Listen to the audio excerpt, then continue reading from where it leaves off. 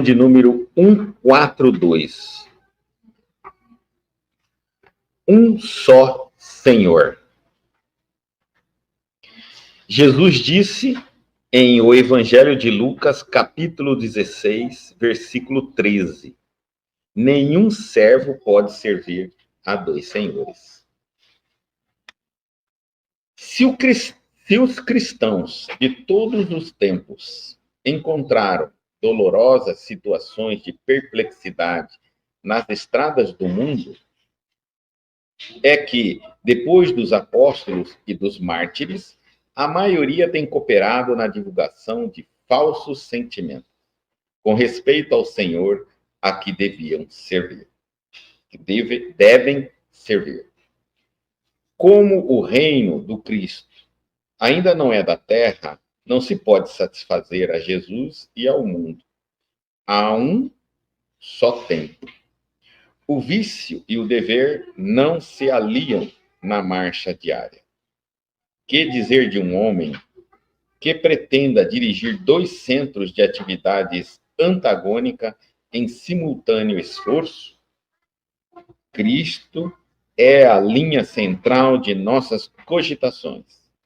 Ele é o Senhor único, depois de Deus, para os filhos da terra, com direitos inalienáveis, porquanto é a nossa luz do primeiro dia evolutivo e adquiriu-nos para a redenção com os sacrifícios de seu amor. Somos servos dele. Precisamos atender-lhes os seus interesses sublimes com humildade. E para isso, é necessário não fugir do mundo, nem das responsabilidades que nos cercam, mas sim transformar a parte de serviço confiada ao nosso esforço nos círculos de luta em células de trabalho do Cristo. A tarefa primordial do discípulo é, portanto, compreender o caráter transitório da existência carnal, consagrar-se ao Mestre como centro da vida e oferecer aos seus semelhantes os seus divinos benefícios.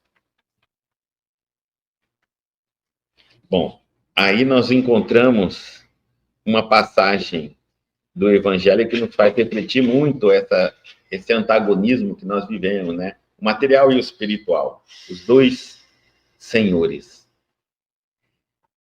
E aqui eu acho que Emmanuel vai dar uma chamada dura de atenção a nós e a muito das religiões, né, que existem. Porque a gente vai compreender, a gente fala do mundo, olha como o mundo chegou. Mas qual era o papel das religiões? E por que o mundo chegou aonde chegou? Porque as religiões falharam. Essa é a verdadeira, uma das causas. Se a religião não tivesse se tornado cúmplice dos erros humanos durante a história, a humanidade não teria chegado onde chegou, né? Se ela fosse sempre aquela que estivesse freando os abusos, excessos e os erros, apontando, falando sobre, ela não teria, talvez, né? A gente pode dizer que seria um dos elementos, uma das colunas de equilíbrio, de freio da humanidade. Mas aí quando a gente olha as religiões e vê que todas se coadunaram com os poderes materiais, vícios e defeitos, aí a coisa ficou... Aí desandou totalmente. Então, hoje em dia, muitas pessoas não gostam nem sequer de uma religião que lhe aponta o erro, lhe cobra um caminho correto, lhe chama atenção para a moral. Nós estamos tão acostumados com uma religião moderna que você pode fazer tudo e falar tudo, só basta colocar em nome de Jesus e acabou, né? E que a gente não precisa nem estudar, nem frequentar, nem nada, né? É uma religião que muitos dizem, eu tenho a minha religião. Então nós estamos com essa religião moderna. Mas quem é culpado disso? A própria religião, né? Que foi se deteriorando com o passar do tempo. E aí as pessoas acharam que não vale mais a pena algumas determinadas denominações religiosas. Vamos entender. Um só Senhor. Nenhum servo pode servir a dois senhores.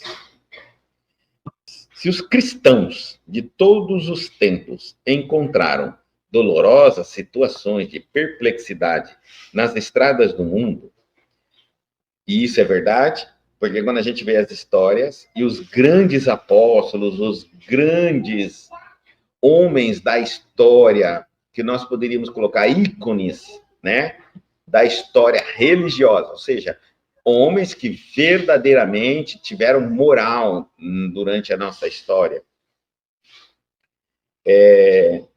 E aí nós encontramos todos eles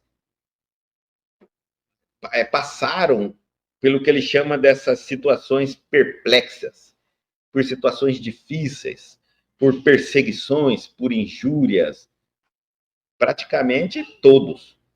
Quando a gente vê os apóstolos lá no começo, todos morreram, menos João, assassinados. Né? Ou, quando a gente vai vendo a história do cristianismo, os verdadeiros mesmo, aqueles que levantaram a bandeira do cristianismo e tornaram a sua vida um marco de exemplo, e esses pagaram alto preço. E aí ele diz assim, é que depois, então ele está falando, quando a gente vê aquilo e depois não vê mais, é que depois dos apóstolos e dos mártires, a maioria que vieram, os demais divulgadores do cristianismo, têm cooperado na divulgação de falsos sentimentos. Perceberam como aqui ele já entra mostrando a corrupção dentro das religiões, com respeito ao Senhor a que deveriam servir. Mais ou menos assim, vamos imaginar que nós tivemos uma época em que a fidelidade se pagava com a vida, a fidelidade ao Cristo. Então, quem servisse, quem era fiel ao Cristo, iria morrer.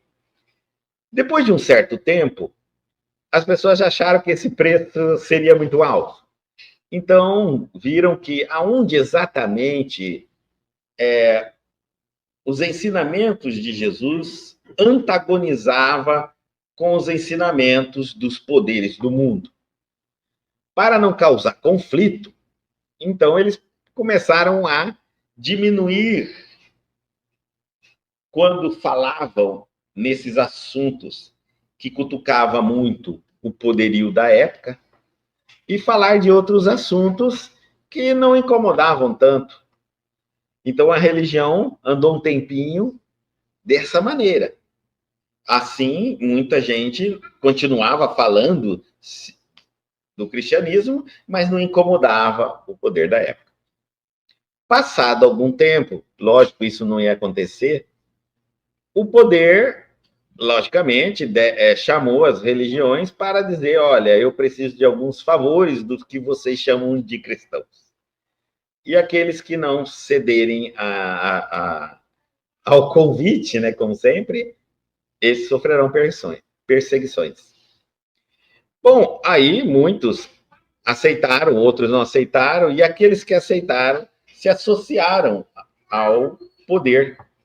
Então, itens passaram, a religião passou a ser utilizado como um instrumento de domínio de massa, um instrumento de controle de massa, um instrumento de pensamento. Eles iam catequizar, né? Para que a gente pensasse assim, o povo para que não criassem rebeliões, revoltas e aceitasse tudo que o governo pretendia, que os poderes que eram governo pretendiam. Isso faria com que aqueles que ousassem pregar uma mensagem pura e fiel do Cristo fossem deliberadamente perseguidos de forma terrível. E os demais iam se associando, iam crescendo, iam ter espaço. Algumas religiões aceitaram isso e continuaram a ter grandes espaços, né? Nessa divisão, por muito tempo, a própria igreja recebeu grandes benefícios, né? Porque enquanto havia mais ou menos assim, um pacto, as religiões manipulavam as massas para aceitar o controle e o domínio do poder. Mas, em contrapartida, o poder dava às religiões o direito de escolher quem vive e quem morre. Bom, por muito tempo isso ficou. A igreja apontava o dedo para uma direção e dizia: você morre. E era morto. Tá certo? Você é herege. Você não pode. Você é do demônio. Era as religiões que ditavam quem viviam e quem morria por muito e muito tempo. Mas, nesse sentido, que ele está dizendo aqui, por isso a gente hoje não encontra mais nenhum apóstolo perseguido, né, do Cristo, como era antigamente. Injustiçado e tudo mais. Porque a pregação cristã se tornou simplesmente vigiada. Nada saía dentro de alguns parâmetros. E nem deveria acontecer isso, porque senão realmente ia pagar alto preço por isso. Bom, passado um tempo, tudo se muda. O poder da igreja, essa conchave, essa parceria entre o poder e as igrejas e as religiões foram se desfazendo. O poder, porque a igreja queria ficar, normalmente as religiões queriam ficar com toda a riqueza, e o governo ficaria com todo o poder. Porém, o governo pensou, mas eu que tenho tudo, eu quero ficar também com a riqueza e também com o poder. Então, não precisamos mais de vocês. Ah, mas aí então as religiões se revoltaram e disseram, mas se não ficar conosco, ficarão com quem? Nós ficaremos conosco mesmo. Como assim? O Estado vai ser aquele que determina o que é moral, o que é ético, o que pode, o que não pode e qual é o Deus que se deve adorar. Então vocês vão se enfraquecendo daqui por diante. E gradativamente as coisas começaram a mudar, né? Nós fomos vendo. Então o poder da igreja foi diminuindo cada vez mais e ninguém mais ligava, foi sendo ridicularizado, a religião foi sendo ridicularizada, e o próprio trabalho que a religião aprendeu durante séculos e séculos a fazer com a multidão, que era explorar a massa dos seus seguidores, ela continuava fazendo. Era a única coisa que ela sabia fazer.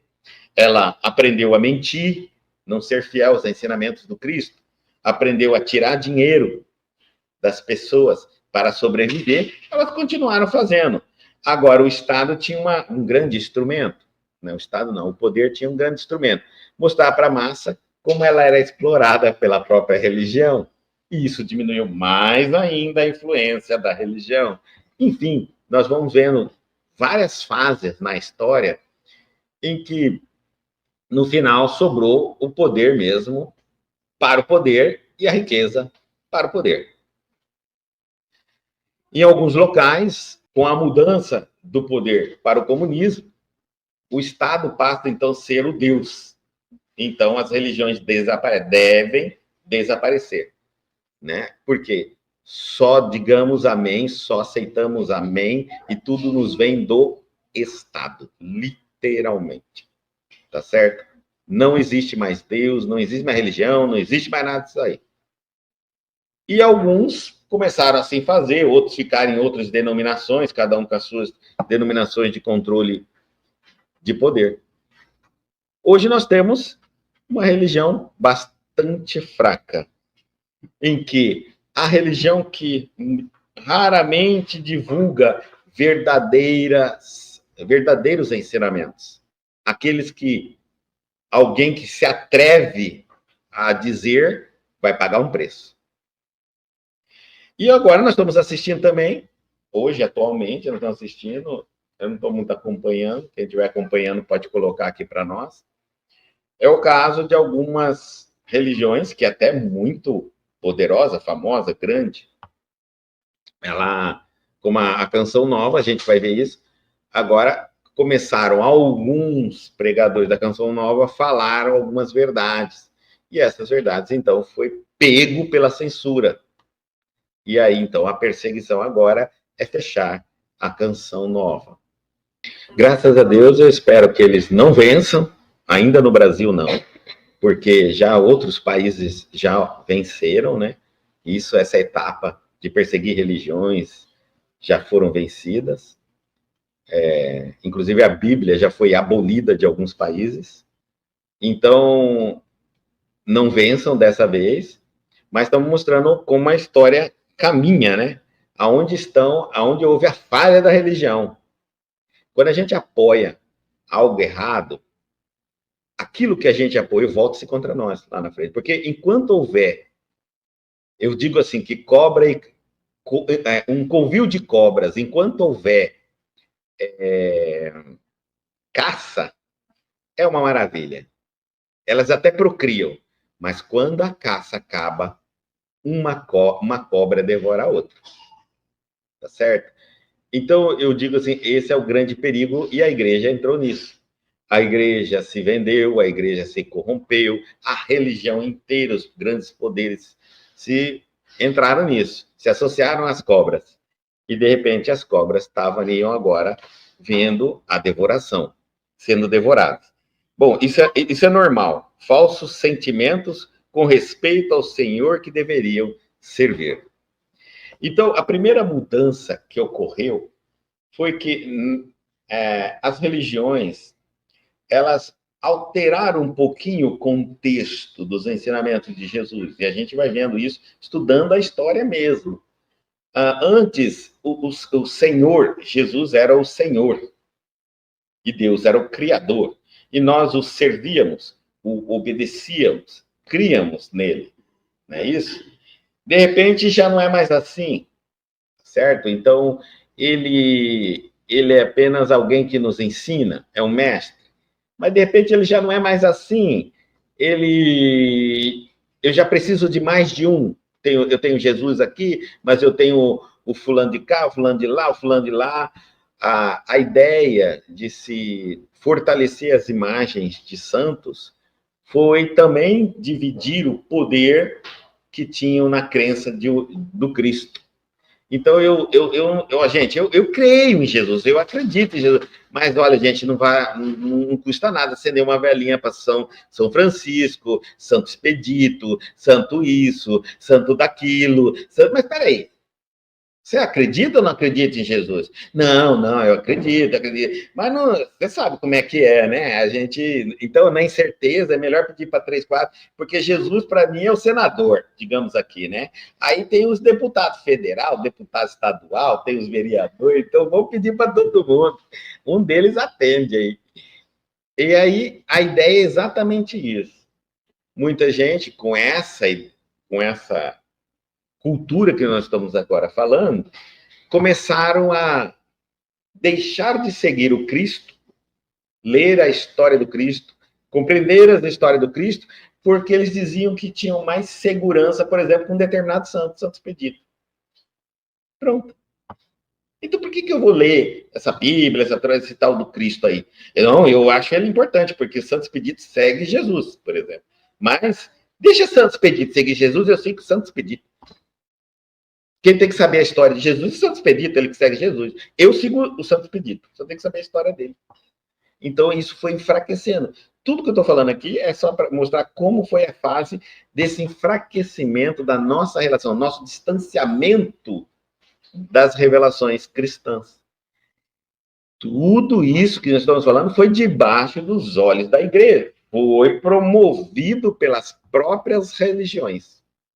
Tá certo? Chegamos, então, ao final de um absurdo, que nós chegava no carnaval, e nós vimos as religiões criarem aquelas tendas gigantescas, e as mulheres semipeladas dançando no palco, o próprio pátio onde as pessoas frequentam o show do encontro religioso, vende-se cerveja, bebida alcoólica, maconha, tudo. Uma legião gigante de polícia, ambulância, e não sei o quê. Enfim, virou uma coisa bem artística e absolutamente nada religioso. O distanciamento do encontro, do movimento religioso, mostrou a característica que estava hoje, o espírito dos movimentos religiosos gigantes, grandes. Não havia nada de religião. Tudo havia era um pacto com comércios, comércio de venda de imagem, de santinhos, crucifixo e tudo mais, venda de bebida alcoólica, venda disso, venda daquilo, e aí, aonde está a religião? Então, mais uma vez, a religião, que deveria estar lá no palco, dizendo para não beber, vendia bebida alcoólica. Como nós estamos falando, tudo isso aí foi aceito para que, para as religiões, o número de fiéis que é igual e proporcional ao número de doações, era muito mais prioritário, importante, do que pela qualidade das pregações, pelos ensinamentos. Então, se tocar num determinado assunto afugentava os financiadores, os colaboradores financeiros da religião, não se tocava nesse assunto. Ia se tocar em outro assunto. E assim foi. A religião foi navegando nos interesses da sociedade para não pisar, como se estava pisando em ovos e não cutucar ninguém. Chegou ao ponto realmente de nós assistirmos, né, encontros religiosos que não nos ensinavam absolutamente nada, porque tudo era dolorido, todos os pontos, todos os assuntos eram doloridos na sociedade. Bom, então, por isso que ele está falando assim, por isso que a gente já não encontra mais tantos apóstolos como encontrávamos antes. Apesar que antes lhe custava a vida e tinha mais apóstolos, mais servidores fiéis ao Cristo, hoje não tem mais isso de alcançar, de expor a vida por pregar, e encontramos muito menos. Como o reino do Cristo ainda não é da terra, continuando, tá? Como o reino do Cristo ainda não é da terra, não se pode satisfazer a Jesus e ao mundo a um só tempo. O vício e o dever não se aliam na marcha diária. Então não dá para fazer as duas coisas. O homem, a estrutura humana está totalmente viciada e de maneira incrivelmente equivocada. Então, ele vai falar aonde estão os equívocos. Vamos continuar a lição. Ele está apontando aqui, depois ele vai citar aonde estão os grandes equívocos para a gente compreender melhor. Que dizer de um homem que pretenda dirigir 2 centros de atividades antagônicas em simultâneo esforço? Uma pergunta. Não vai conseguir, porque um combate o outro. Né? Imagine que eu esteja falando sobre saúde, eu tenho um instituto de saúde e um instituto de doença para adoecer as pessoas. Um vai sair melhor que o outro. Cristo é a linha central de nossas cogitações. Ele é o Senhor único, depois de Deus, para os filhos da terra, com direitos inalienáveis. Olha, ele é o Senhor único, depois de Deus, para os filhos da terra, com direitos inalienáveis, porquanto, quer dizer, intransferíveis de qualquer maneira, porquanto é a nossa luz do primeiro dia evolutivo e adquiriu-nos para a redenção com os sacrifícios de seu amor. Como ele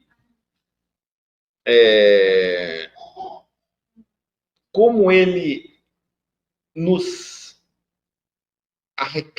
não, como ele nos chama para a sua direção.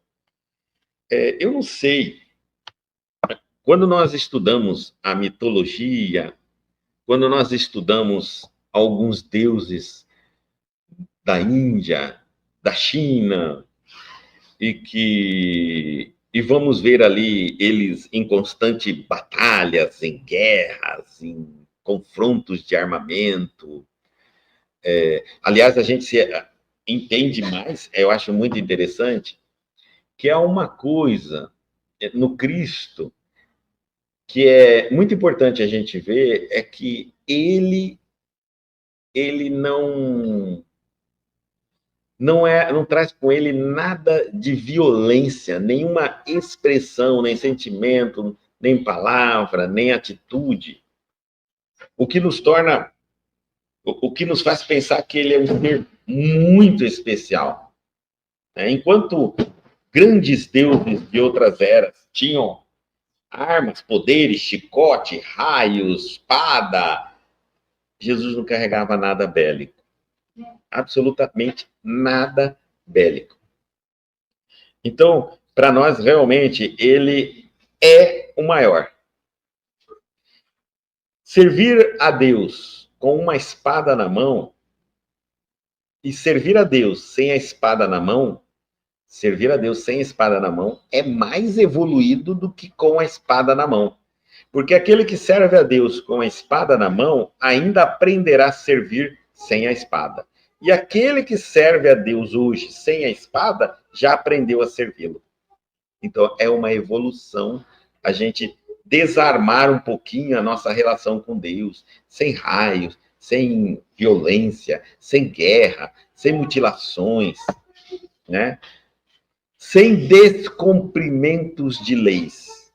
Eu quero aqui também citar personagens, por exemplo, que tenham, que em algum momento, abandonado a família, depois de constituída, para servir aprender a encontrar o Nirvana, por exemplo, como o Buda. Na minha opinião, Jesus nem constituiu uma, não precisou abandonar nenhuma família. E hoje, se Buda tivesse a oportunidade de ter seguido Jesus, não teria abandonado a família dele e também encontraria o Nirvana. Porque uma coisa não defronta, não confronta com a outra.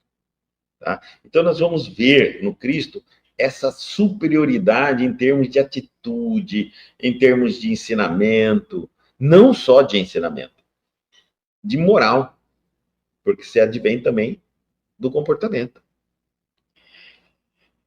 E aqui ele diz assim, ele é o Senhor único, e depois de Deus, para os filhos da terra, com direitos inalienáveis, porquanto é a nossa luz do primeiro dia evolutivo e adquirimos para a redenção com os sacrifícios do seu amor. Como é que ele chegou a se tornar hoje, por isso que ele está falando, como ele chegou a se tornar hoje o nosso Senhor? Ele não se tornou o nosso Senhor apenas por falar bonito ou porque era rico.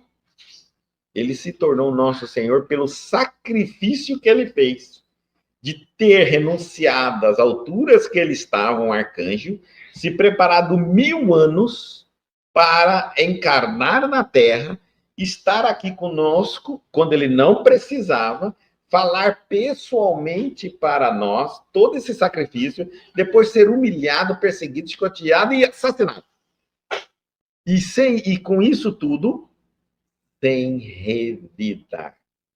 Então, esse sacrifício que ele fez é que nos chama muito a atenção e que nos faz admirar esse homem e se realmente compreendermos em profundidade isso, nos toca o coração. Faz pensar que ninguém foi igual, não. Ninguém foi igual ao nosso mestre. Somos servos dele, está falando assim. Precisamos atender-lhes aos interesses sublimes, com humildade. Mas se hoje nós falarmos isso, aqui Emmanuel trouxe o cristianismo primitivo, aquele verdadeiro lá de trás. Porque se hoje fosse falar dessa maneira, muita gente não gostaria de Jesus. Olha só, precisamos atender aos interesses sublimes. Ele tem os seus interesses, ele tem um projeto de evolução, e ele está dizendo que nós somos apenas servos dele, e precisamos atendê-lo com humildade. Muita gente vai falar assim, hoje em dia, aqui, eu vou seguir Jesus quando sobrar um tempo, tem muita coisa para fazer. Ué, que isso? Como que ele é? Como que você quer que eu acredite que ele é o Senhor da minha vida? Não, não tem isso não. Quem é o Senhor da minha vida sou eu. Eu que decido o que eu quero. Eu sigo ele quando dá tempo. E sobrar alguma coisa. Então, eu já não aceito essa visão primitiva do cristianismo. Ele está mostrando aqui para nós uma comparação. E para isso, está dizendo, é necessário não fugir do mundo. Ele está falando, não fuja do mundo. Fica no mundo, viva no mundo. Não vai para a montanha, não vai para a floresta. Não. E nem das responsabilidades que nos cercam. Jesus não fugiu de nada. Aliás, ele saiu dos altiplanos e veio para nós aqui, mostrar como viver no mundo.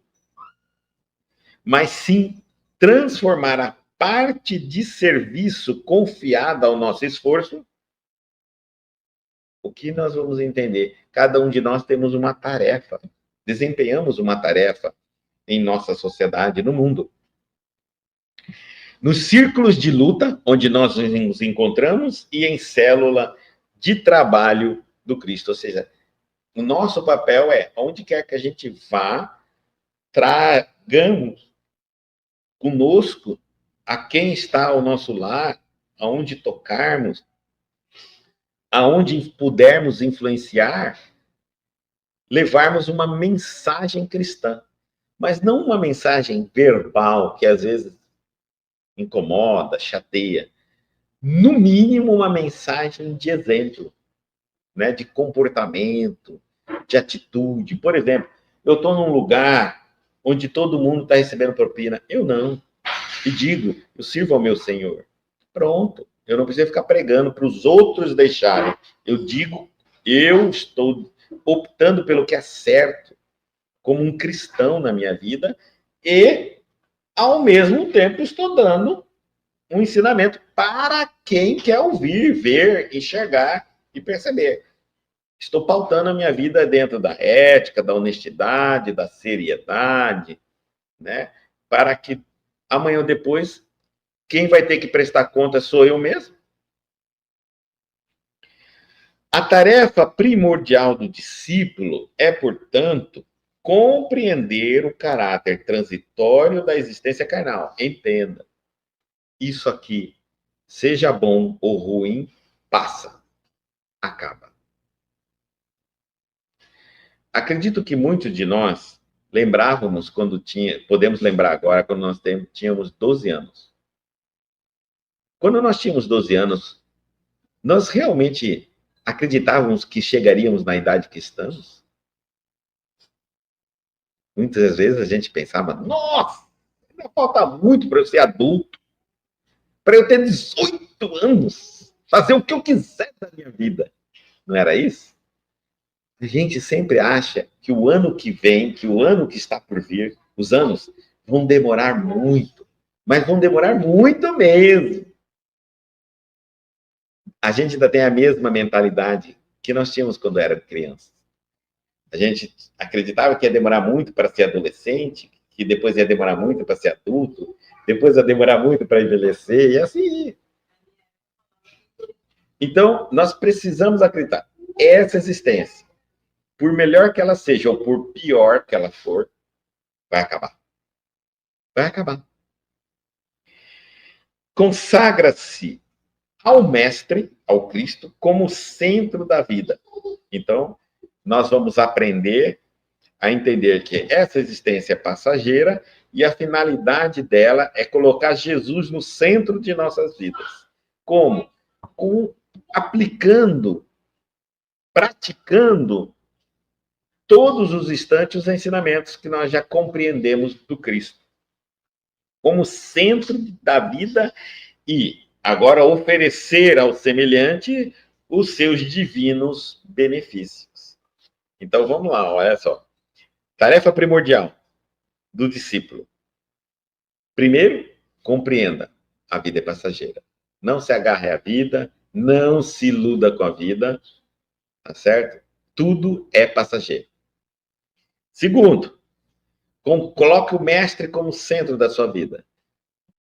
Tente aprender o máximo com o Cristo que ele nos ensinou, aplicar o máximo que você puder na tua vida, no teu pensamento, nos teus sentimentos. Não é aplicar aqui fora, né? Aplicar assim, ó, na maneira como você entende o mundo, vê o mundo, sente o mundo, fala do mundo. Porque está aqui dentro, tem que ser uma mudança, uma reforma íntima interna, com o Cristo aqui dentro de nós. E depois ele vai falar para fora, ó. Oferecer depois que você fez a reforma íntima, que você colocou o Cristo no centro da sua vida, agora você vai oferecer ao semelhante os seus divinos benefícios. Então, agora você vai dar aos semelhantes a consequência de você ter se tornado uma pessoa cristã.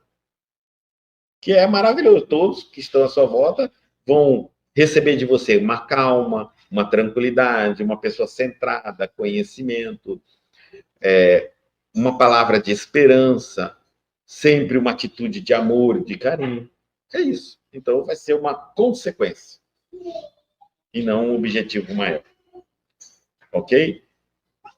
E outra, antes de avançarmos, é que a tendência nossa para não cometermos um erro nessa linha é, Guto, eu sei que existe o material e o espiritual. Às vezes o que é muito confuso na minha cabeça é quando eu estou dando mais valor para o material do que para o espiritual. Isso eu acho que é um pouco confuso ainda comigo. Bom, todo o espiritual que nós alcançarmos, que nós estudarmos, que nós aprendermos, ele vem junto com paz, equilíbrio, amor. É para isso que a gente aprende. O mundo aqui fora, a parte material, ele é todo envolvido em insatisfações, em tudo. Você nunca vai ter dinheiro suficiente, nunca vai ser belo o suficiente, nunca vai ser jovem o suficiente, nunca vai morar num lugar onde suficientemente você gostaria de morar. Tudo que está aqui fora, ele é insuficiente. Até porque tem que ser assim para que você consuma cada vez mais e se torna servo deste senhor materialismo. Porque senão você não vai trabalhar para esse senhor. Servo é quem trabalha para. Então, o materialismo, ele é isso. Ele é um senhor que está o tempo todo nos dando algo que não nos satisfaz. E nos mantém o tempo todo lutando cada vez mais. E muitas vezes nos sacrificando. Sacrificando o quê? Horas de existência física para entregar ao Senhor e não termos consequência de sermos desligados dessa relação com esse Senhor. A gente quer ser bem visto, querido pelo Senhor do materialismo. Então, quando eu estou me tornando mais materialista, é quando, de alguma maneira, o que está entrando, vamos entender assim, que existem duas portas no nosso coração. A porta do espiritualismo e a porta do materialismo. Quando o que está entrando pela porta do espiritualismo, do conhecimento, que lembra que eu falei, amor, tranquilidade, paz, esperança, não está dando conta de deixar você dentro do equilíbrio, dentro da paz, dentro da esperança e dentro do amor. Ou seja, quando as coisas que eu estou colhendo pela porta do materialismo estão me desequilibrando, estão me preocupando, estão me deixando ansioso, estão me deixando nervoso. Então, é como se a religião não tivesse mais fazendo efeito na minha vida. A religião está dizendo assim para mim, você não é imortal, você vai morrer, você vai passar, calma, tudo passa. E aí vem uma notícia, aqui pelo mundo material. E eu digo assim, pronto, olha aí, meu Deus do céu. Calma, calma.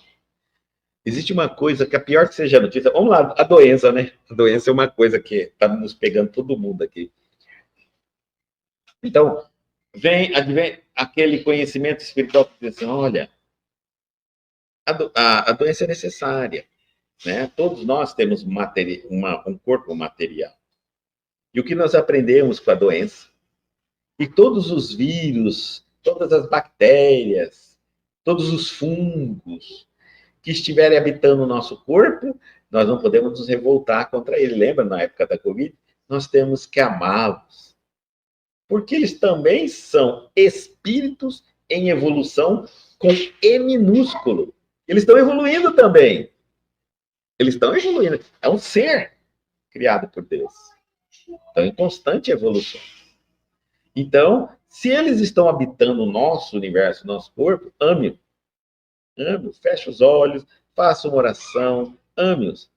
Muita gente começou a se sentir melhor na Covid fazendo oração para os seus vírus no corpo, trocando a fonte de energia, que é o coração e a mente, por paz, por tranquilidade, por amor. Isso estava queimando os vírus. Enquanto que a revolta, a raiva, a incompreensão estava gerando uma baixa do sistema imunológico. E a doença estava ficando mais poderosa ainda, mais forte ainda. Então, olha só, isso é o espiritual falando para nós. Tenha calma, assim como a doença vai passar. Bom, eu estou aqui no meu espiritual aberto, agora vamos ver o material. Bum, chegou a doença.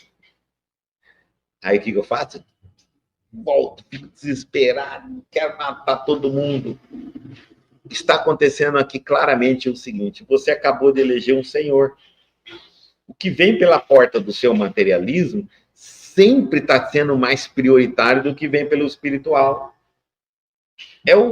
É onde o lobo que você está alimentando mais. Você está dando mais comida para o lobo material, menos comida para o lobo espiritual. As respostas estão aqui. O que você deve fazer está aqui. Mas na hora H, você vai fazer do seu jeito. E aí é que está. Bom, nesse momento é quando a gente diz que você está elegendo mais um Senhor, um material, e não o Senhor espiritual, o Cristo. É isso.